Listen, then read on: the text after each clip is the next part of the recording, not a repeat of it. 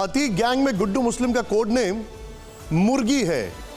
गुड्डू मुस्लिम का यह नाम उसके घर में चलने वाली चिकन शॉप की वजह से रखा गया है। गुड्डू मुस्लिम की क्राइम फाइल ध्यान से देखिए अब आप जरा। इलाहाबाद का रहने वाला है। स्कूली दिनों में अपराधियों के संपर्क में आया। शुरुआती दिनों में देसी बम बनाना सीखा। परिवार ने सुधारने के लिए लखनऊ भेजा, लेकिन लखनऊ जाकर बड़े अपराध करने लगा। लखनऊ में अभय सिंह और धनंजय सिंह के संपर्क में आया।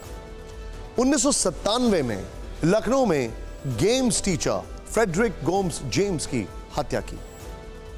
बाद में एक विधायक अजीत सिंह के संपर्क में आया। ठेके देने और दिलवाने के नाम पर उगाही की। डॉन श्री प्रकाश शुक्ला के संपर्क में आया। श्री प्रकाश शुक्ला को अपना गुरु मानने लगा। शुक्ला के एनकाउंटर के बाद गोरखपुर में परवेज टाडा के संपर्क में आया। परवेज टाडा एक ISI एजेंट माना जाता था। पूर्वांचल में कई अपराध के बाद बिहार भागा।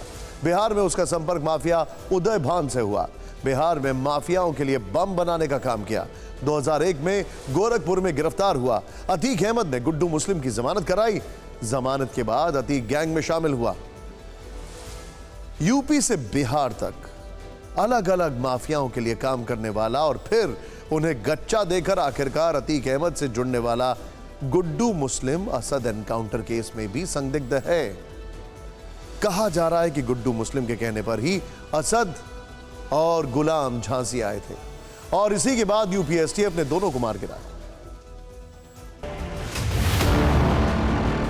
करीब 3 दिन पहले यूपीएसटीएफ की टीम झांसी के इस घर में दाखिल हुई। ये घर सतीश पांडे नाम के शख्स का है। यहाँ एसटीएफ ने सतीश और बबलू से कुछ पूछताछ की और फिर उसे छोड़ दिया।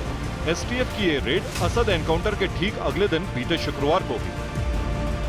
गुड्डू मुस्लिम के बारे में कहा जाता है कि 12 अप्रैल को असद के झांसी आने से पहले वो करीब 2 बार सतीश पांडे के घर आया, यहाँ छिपने के लिए पनाह ली। ऐसे आरोप है कि पहली बार वो अपने 5 साथियों के साथ सतीश के घर 5 दिन रुका और दूसरी बार असद के एनकाउंटर से ठीक कुछ दिन पहले आया।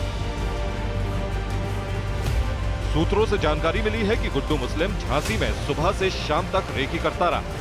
झांसी से ही अतीक को साबरमती जेल से लाने वाला काफिला गुजरने वाला था।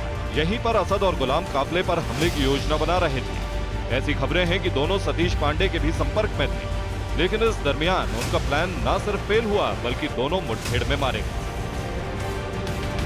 यूपी पुलिस का दावा है कि वो असद और गुलाम की लोकेशन को ट्रेस करके झांसी पहुंची थी, जबकि एक शक ये भी है कि गुड्डू मुस्लिम की मुखबिरी के कारण ही असद और गुलाम का एनकाउंटर हो पाया।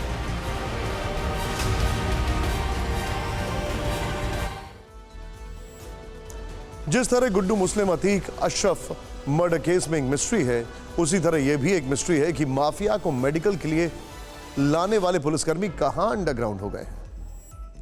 एफआईआर के मुताबिक जिस वक्त अतीक अशरफ को मेडिकल चेकअप के लिए प्रयागराज के कॉलविन अस्पताल ले जाया गया, उस वक्त 19 पुलिसकर्मी, एक सरकारी जीप का ड्राइवर और एक बोलेरो गाड़ी उनके साथ थी।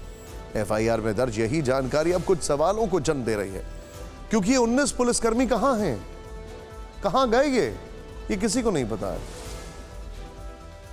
पुलिस वालों की गुमशुदगी पर कौन कौन से सवाल उठ रहे हैं, अब जरा इसे जानिए।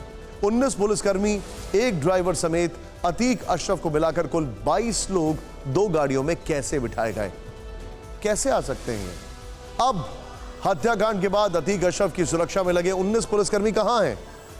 हमारे सहयोगी विपिन चौबे ने जो जानकारी दी उसके मुताबिक धूमनगंज थाने में किसी को एंट्री क्यों नहीं दी जा रही है, धूमनगंज थाने की सुरक्षा क्यों बढ़ा दी गई है और उन 19 पुलिस वालों से किसी को बात क्यों नहीं करने दी जा रही है?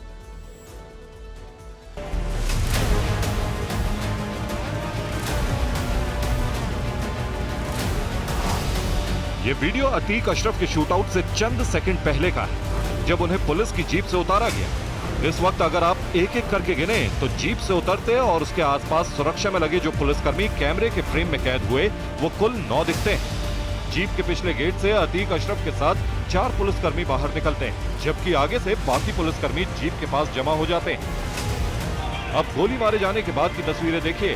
4 पुलिसकर्मी 2 आरोपियों पर काबू पाने की कोशिश करते हैं, जबकि 6 पुलिसकर्मी तीसरे हमलावर को दबोचते हैं।